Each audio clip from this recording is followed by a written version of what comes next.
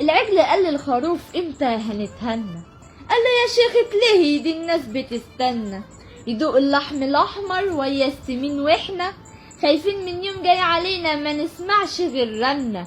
سكينة ويا السطور وجزار بيتمنى، وادي اللي هيضحي بينا خلص صلاته وجاي هيستنى.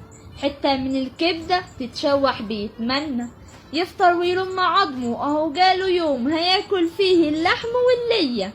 وبعد الظهر يا صاحبي تلاقينا عايمين على الفتة، وتلاقي الكبير والصغير يستطعم الحتة. واحنا بقينا يا صاحبي في خبر 5 ولا 6، والفشة يا صاحبي عامت عالشوربة بلا فتة.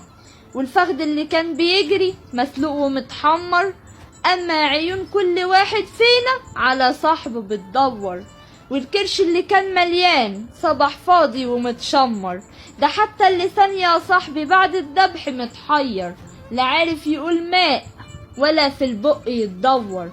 ده غير الطابور اللي واقف مستني منك ومن الادور، واللي يزيد منا على التلاجة يتشور، يحمر ويشوي ويقلي وانا وانت متحير. وكل سنة وانت طيب سمعناها من القاصي والداني، وعرفنا ان الاضحى اتى على الطحال والاعور، واتعمل منه منبار بالرز حشينه، وعدى علينا العيد يا صاحبي لنا ولا انت حاسينه.